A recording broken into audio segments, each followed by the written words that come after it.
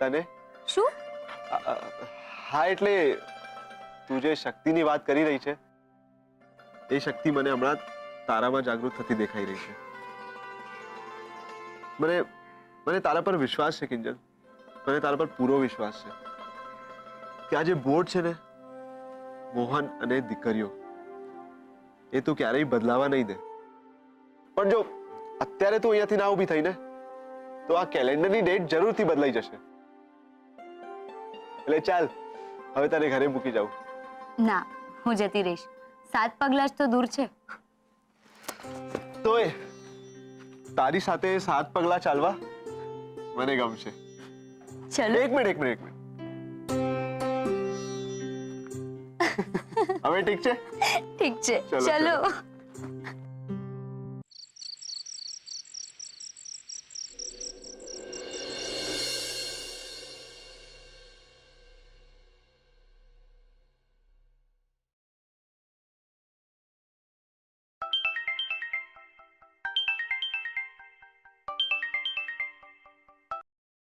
શું છે રૂપેશ?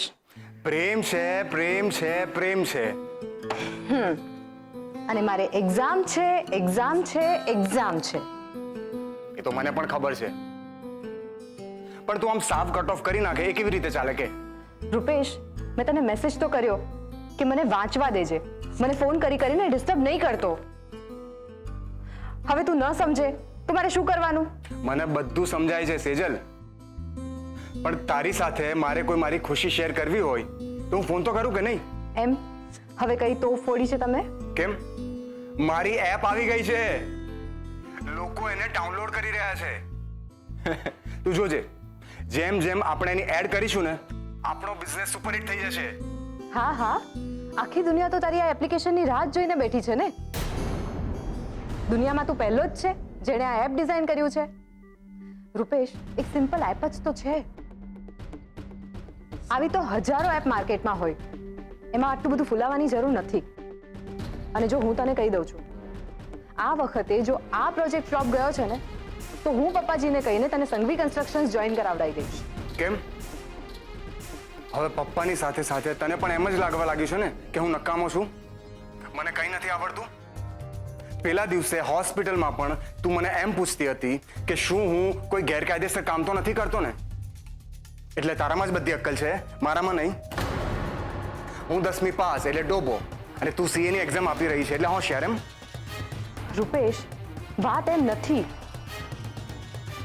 પણ તું જાણે છે ને ઘરમાં કેવી પરિસ્થિતિ છે. આવામાં ભણવામાં ધ્યાન રાખી શકાતું નથી.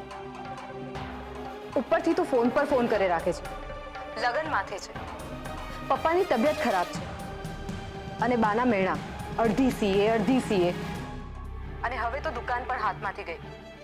તો તું જ કે હું શું કરું, કેવી રીતે કોન્સન્ટ્રેટ કરું વાંચવામાં? કેમ? મમ્મીએ તો તને કહ્યું જ છે ને કે અહીંયા આવીને ભણ, પણ તારે એ પણ નથી કરવું ને પાછું મને કહી રાખે છે કે હું કંઈ નથી કરતો. જો સેજલ, હું તને કહી દઉં છું, હું કામચોર નથી. અને બીજી વાર મારી હિંમત ના વધારી શકે ને તો કંઈ નહીં, પણ એટલીસ્ટ મને આ સંઘવી કન્સ્ટ્રક્શન જોઈન કરવાનું નહીં કહેતી પ્લીઝ. અરે, મારો કહેવાનો મતલબ એમ નથી. હલો, કટ કરી નાખ. જ્યારે હોય ત્યારે ગુસ્સો બતાવે રાખે છે.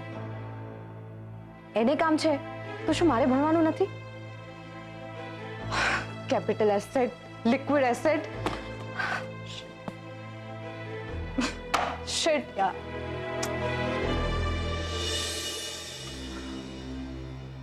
બહુ લેટ થઈ ગયો આજે તો. સારું તો એ બધા સૂઈ ગયા છે. બધા સવાલોની મશીન ગન શરૂ થઈ જાય કે ક્યાં ગયો તો, કેમ મોડું થયું. પપ્પા મમ્મી તમે હજી સૂતા નથી? જેનો છોકરો એના મા બાપ સાથે ખોટું બોલે એના મા બાપને ઊંઘ આવે ખરી? જુઠ્ઠું? એટલે હું કઈ સમજો નહીં. હવે રેવા દે ને, તારું મોઢું જ કહે છે કે તને બધી ખબર છે. અને એ ભાઈ, 5 લાખ રૂપિયાની ટ્રેનિંગનું ચક્કર શું છે? એટલે મમ્મી તે પપ્પાને બધું કહી દીધું, એટલે તે દીનુ કાકા વાળી વાત પણ કરી જ દીધી હશે ને? મમ્મી તારા પેટમાં એક વાત નથી રહેતી. દેખ માં છે તારી અને કરે જ ને મને બધી વાત ને આવા તે કઈ પ્લાન કરાતા હશે ચોરી કરવાના. આ તો નસીબાણે ચોરી નહોતી કરી, ને તો ઓલો ઇન્સ્પેક્ટર રાણો તને પકડીને જેલમાં નાખી દે ને અમેરિકા જવાનું સપનું સપનું જ રહી જાત.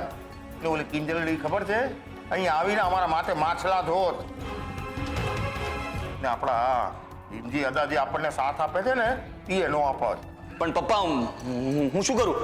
કંપની 5 લાખ માંગે છે તો માંગે છે. અરે ભાઈ પણ એવી કઈ કંપની છે જે ટ્રેનિંગના 5-5 લાખ રૂપિયા માંગે છે? હે બોલ, નામ બોલ, એ કંપની ક્યાં છે એ બોલ, એડ્રેસ બોલ એટલે હું જઈને એને મળી આવું. અરે ઊભો છે શું, આ કેમ બોલતો નથી?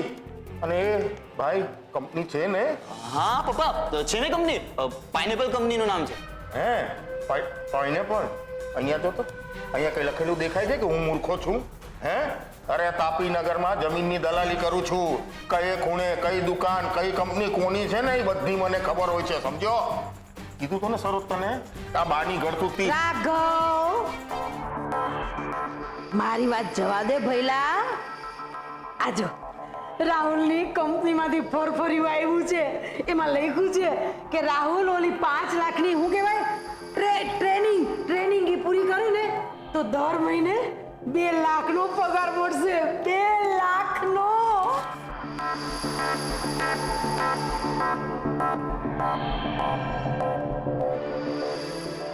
ઓહો એકમ દશક શતક હજાર 10,000 ને લાખ 2 લાખ, 2 ની પાછળ 5 મીંડા. વાહ વાહ વાહ. હા પપ્પા તમે કહ્યું હતું ને કે તાપીનગરમાં પાઇનેપલ નામની કોઈ કંપની જ નથી, એ વાત એકદમ સાચી છે. આ બધું છે ને કમ્પ્યુટર ને ઓનલાઈન નો પ્રતાપ છે. કંપની ઓનલાઈન જ છે અને ઓનલાઈન જ ટ્રેનિંગ લેવાની. એકવાર 5 લાખ ભર્યા એટલે મહિનાના 2 લાખ પાક્કા. એટલે કહું છું પપ્પા, તમે કઈ મદદ કરી શકતા હોય તો. જો ભાઈ રાહુલ, હું તારી મદદ તો કરી શકું એમ છું. જો મારી એફડી છે એ હું વ્યાજ જતું કરું ચલ તો હું તોડાવી લઉં. એના કરતા આપણે આ ચાની દુકાન ભાડે આપી દઈએ તો. હાય હાય, આ શું કહી રહ્યા છો તમે? તું બોલી ચૂપ રે ને. અરે સાચે દુકાન ભાડે આપશું ને તો ₹1,00,000 ડિપોઝિટ આવશે અને 20,000 રૂપિયા ભાડું. પણ પપ્પા એમાં 5 લાખ તો જમા નહીં થાય ને? કોઈ બીજો ઓપ્શન નથી? એ ભાઈ, આ ભાડાવાળાની માથાકૂટ મૂકો ને. સીધી દુકાન વેચી મારીએ તો? બા શું આઈડિયા આપ્યો છે, હું પણ આવું જ વિચારતો હતો, સેમ ટુ સેમ. વાહ વાહ વાહ, જોઈ સરોજ, આને કહેવાય ગળથુટીની કેળવણી. સરસ, દુકાન વેચી નાખી એટલે બધા પ્રોબ્લેમ સોલ્વ અને મહિને 2 લાખ રૂપિયા હાથમાં. પણ આમ કેવી રીતે કોઈ બીજાની દુકાન આપણાથી વેચાય? ના, આ ખોટું છે. એ ચૂપ. ખોટા હાચાની હગલી અને ધીમેથી બોલ. ભીમજી અદા જાગી ગયા ને તો એવી ખરી ખોટી સંભળાવશે ને કે ખબર પડી જાય. હા તો ભલે જાગી જતા,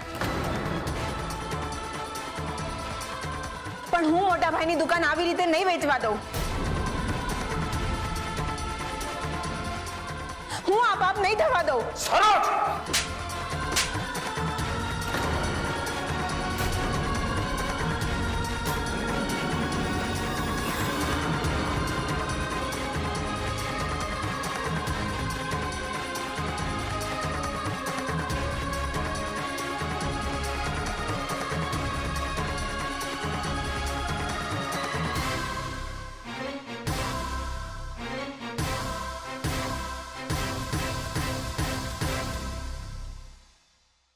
હે ભગવાન, મને વિશ્વાસ નથી આવી રહ્યો કે મેં આજ માણસને પ્રેમ કર્યો તો.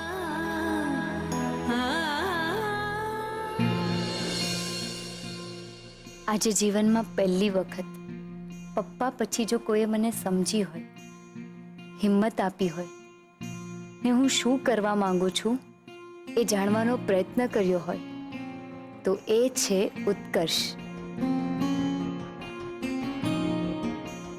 કેટલું સારું લાગી રહ્યું છે મને આજે કે મારી પાસે ઉત્કર્ષ જેવો એક મિત્ર છે. એ મિત્ર કે જેને માટે કદાચ મિત્ર શબ્દ પણ નાનો પડે.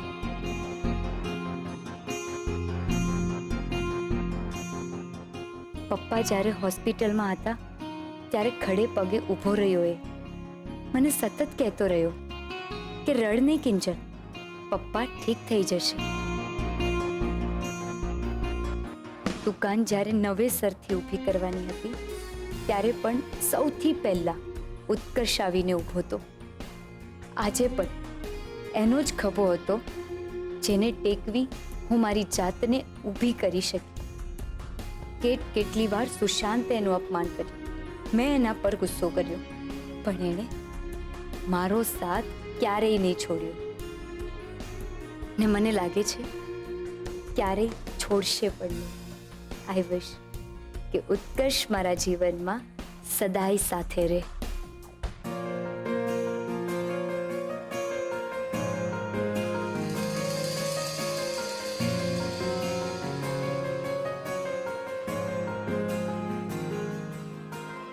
અરે બાપરે, આ ડાયરી લખવાના ચક્કરમાં ભૂલી જ ગઈ.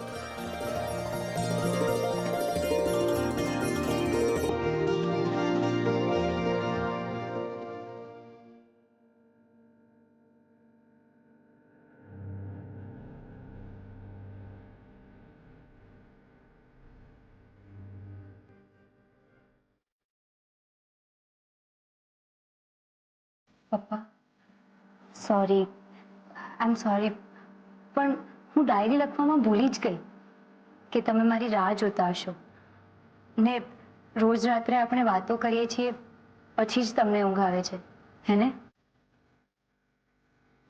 ને તમારી દવા પણ પીવાની બાકી જ હશે, હે ને? ચલો મોઢું ખોલો, હું તમારા માટે દવા પણ લઈ આવી છું. ચલો.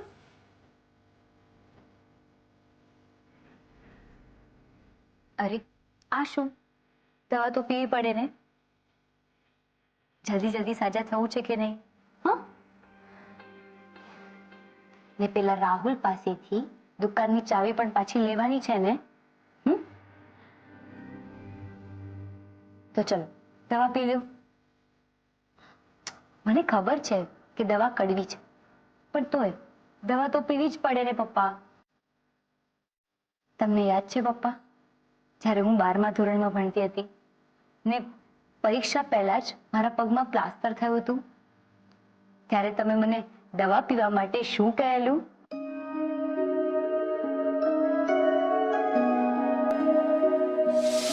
ના ના ના, હું દવા નથી પીવાની. બેટા કહું ને તને, અરે ભાઈ આટલી બધી જીદ નહીં કરવાની, સમજી? પણ પપ્પા, આ ભગવાન બહુ ખરાબ છે. એક તો મારો પગ ભાંગ્યો, મારી પરીક્ષા મિસ થઈ ગઈ ને દવા પણ મારે પીવાની, એ પણ કડવી. પપ્પા આ બધું ક્યારે પચશે? આવા ધમ પછાડા કરવાથી કે દવાની સામે મોરચો કાઢવાથી કામ નહીં પતે. મારી ડાઈ દીકરી છે ને, તો નાક બંધ કરીને પણ દવા પી લેવાની. જરા પણ નહીં, ક્યારે પણ નહીં. આ દવા એટલી કડવી છે કે મને સપનામાં પણ એનો સ્વાદ આવે છે. બહુ જિદ્દી થઈ ગઈ છે તું. તું આમ નહીં માને ને? ના. સારું, એક વાર્તા સંભળાવ. હા. સાંભળ. એક રાજા હતો, એનું નામ હતું સોલોમન. સોલોમન? એકવાર એના દરબારમાં સવાલ ઉભો થયો કે એવું કયું વાક્ય છે કે જે સારો સમય અને ખરાબ સમય બંને માટે વાપરી શકાય? અરે રાજાથી લઈને પ્રજા સુધી બધા વિચારે ચડી ગયા. કોઈ કે પરિવર્તન સૃષ્ટિનો નિયમ છે, આશા અમર છે. અરે બધા વિચારીને ચક્રાવે ચડી ગયા. એવામાં એમના દરબારમાં એક નિર્મોહી સાધુ આવ્યા. એણે કહ્યું કે તમારા સવાલનો જવાબ હું આપીશ. એણે માત્ર એક જ વાક્ય કહ્યું, બેટા આ સમય પણ વીતી જશે.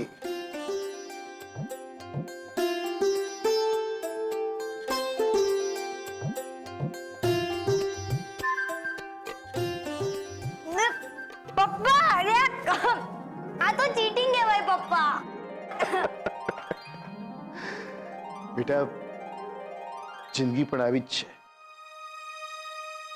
અનેક રસ રંગનું મિક્સચર. જો તું હંમેશા એક જ સ્વાદ પકડીને બેઠી રહીશ ને, તો તને ક્યારેય ખબર નહીં પડે કે જિંદગીમાં બીજા કેટલા સ્વાદ છે. જે થઈ ગયું એ થઈ ગયું બેટા. મુશ્કેલીઓ તો આવે, હસ્તે મોઢે સ્વીકારીને આગળ વધવાનું. બની શકે કદાચ ભગવાનની પણ આ જ મરજી હોય. એમણે જ કદાચ આપણું ભવિષ્ય નક્કી કરેલું હોય આવું. માટે હંમેશા જે પરિસ્થિતિ છે એને સ્વીકારતા શીખો. આ સમય પણ વીતી જશે.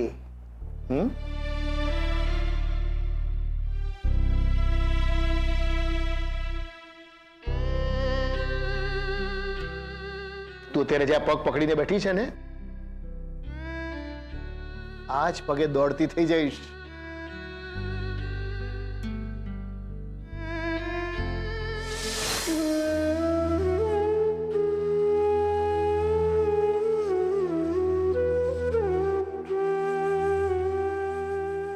યાદ આવ્યું પપ્પા?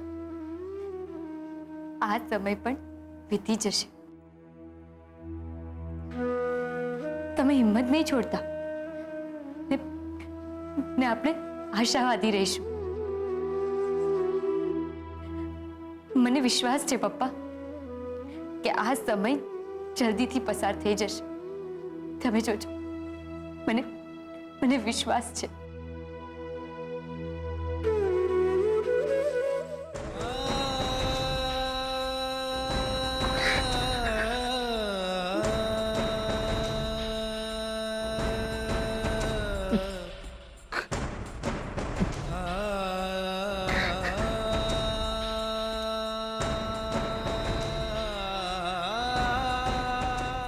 તમે એમ કહેવા માંગો છો કે અત્યારે આપણી જગ્યા બદલાઈ ગઈ છે ને તમે નકામા થઈ ગયા છો ને હું બહુ મોટી થઈ ગઈ છું ને બહુ જવાબદાર. નહીં પપ્પા, એવું નથી. હું આ જે કંઈ પણ કરી રહી છું ને, કેમ કે મને તમારો સપોર્ટ છે પપ્પા. તમે બોલી નથી શકતા ને ભીમજી અદા મને સાંભળવા તૈયાર નથી. પણ પપ્પા, મને વિશ્વાસ છે પપ્પા, આ સમય પણ જલ્દીથી વીતી જશે પપ્પા. વીતી જશે.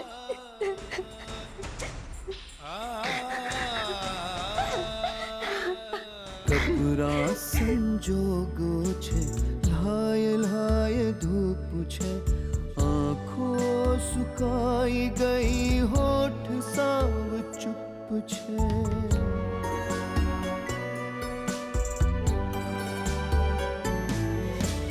દીકરી જ્યાં હોય ફળિયામાં મોજ, પણ દીકરીના માથા પર,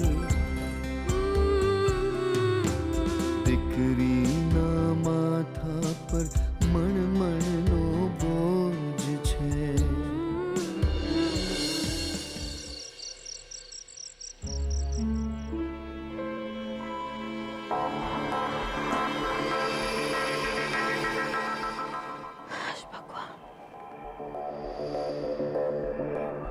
રાઘવ તો બોયલા કરે કે દુકાન વેચી અને રોકડા કરી નાખશું. પણ એને જાણું ને, માં છું એની, એના હાથમાંથી તો એકે દમડી છૂટે એમ નથી.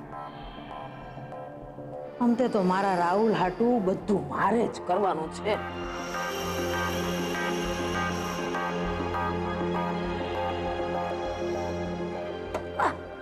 બાપા, એ મારી બાવડી.